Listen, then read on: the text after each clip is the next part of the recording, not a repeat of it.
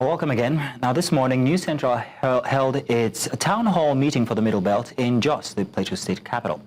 Now, to help us put some context to the security challenges affecting the Middle Belt into perspective here, we are joined by President, Coalition of Gombe, Autochthonous Community, Development Association leader, Jigai Takkani. Also joining us is civil society activist Godwin Okoko. Gentlemen, you're welcome. Thank you very much for joining us this evening. Mr. Jigai, I'm going to be starting with you. Mr. Jigai, so I would like to know what your assessment of the root causes of the persistent attacks in the Middle Belt are. Is it land conflict or is it ethnic tension? Is it religious extremism or is it a combination of all of these? Mr. Jigai. For having me, if I am to say the real cause of these things, it is not just the land, it is the combination of all that you have mentioned. You discover that in Nigeria, we so much neglected our roots. We don't follow what happened from the beginning. And so many times we think that our forefathers that have put things for us to follow, or our founding fathers, they are always right. But that is not the case. They are not always right because they are not God. They make mistakes as humans. So, but we remain static, we remain somehow rigid to what they lay down for us, like the issue of the engineership, like the issue of some of the things that we feel in forms like tribes, and even religion. All these things are major causes of this crisis, if I'm to say it at this point. Mr. Godwin, would like to know how the security situation affects food production and also education and healthcare systems in the region. Thank you very much. Can you hear me? Yes, we can. Can you just confirm? Yes, we can. Yeah, I can say that the security situation in the Middle Belt, Nigeria, in the last few weeks, I think it has been improved upon compared to the last 2-3 months across the different states. Specifically, I want to dwell more in the Plateau and the Benue State, where there have been series and pockets of killings across communities, attacks taking place at different times. But I think that with the renewed efforts by security actors, we can say that communities are enjoying relative peace across. Of course, issues related to healthcare, it has not gotten to the standard as expected globally. And I think that government at all tiers of level needs also to improve around healthcare facilities. I've seen some improvements specifically in Plateau State where government effort has been around also improving healthcare. But how does this dwell also through the rural areas is something also I cannot also ascertain. But in Benue, I've not seen that level of improvement yet. And I think that is very important. Also situations where internal displaced persons also are also protesting peacefully for one or two issues, also tied to also attacks also in the IDP camps. So I think this also needs to be improved upon. We cannot say it is yet a hurry, but of course we are saying that there are also opportunities and rooms also for improvement. Security need to be reinforced also across those other communities, and then issues related to mental health, trauma counseling, also something that we need also to take into consideration.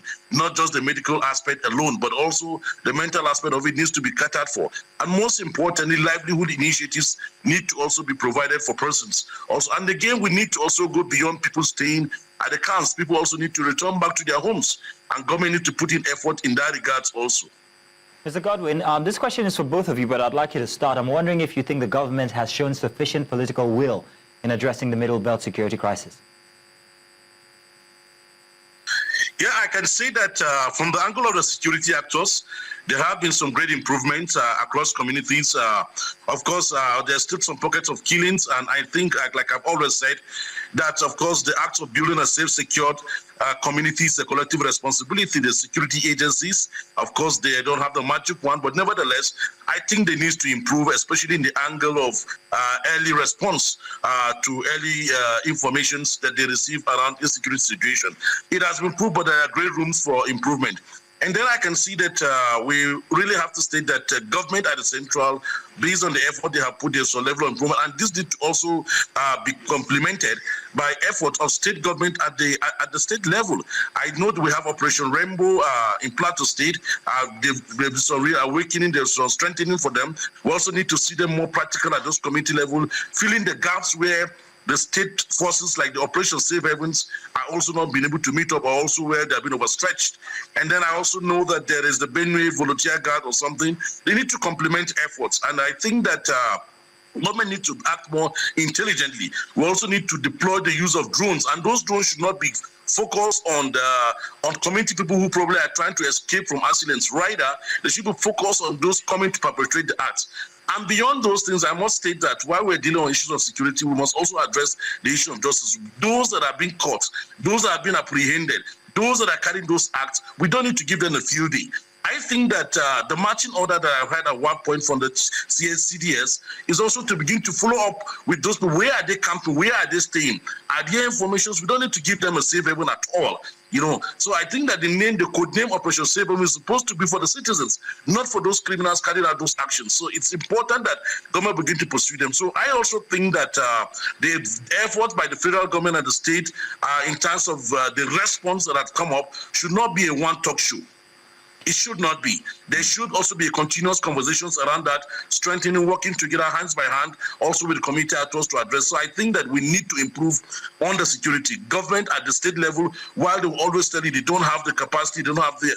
I think that agencies like Operation Rainbow, agencies like the Benue Volunteer Guards need to be reinforced, need to be strengthened, and then they also need to support the efforts of the federal forces on the ground. Thank you very much, Mr. Godwin. Mr. Jigai, same question. Do you think the government has shown sufficient political will in addressing these issues? Also, how do you think maybe religious leaders and traditional leaders can plug into the security architecture? Mr. Jigai. Thank you very much. Sincerely speaking, some governors or government are trying other than others. Take, for example, in Gombe State. I think the governor of Gombe State is seriously trying on this issue because he resettled those IDP people very well. If I give them permanent accommodations, permanent land, they develop it. Meanwhile, they are not from Gombe. So and he provided enough security for them, they were protected. So if all governments should do that. And another thing is that, sincerely speaking, some government or they are not neutral. They are taking side based on their actions after all these things. If the government of the day should be neutral on this issue, I'm telling you that the issue of security will be over.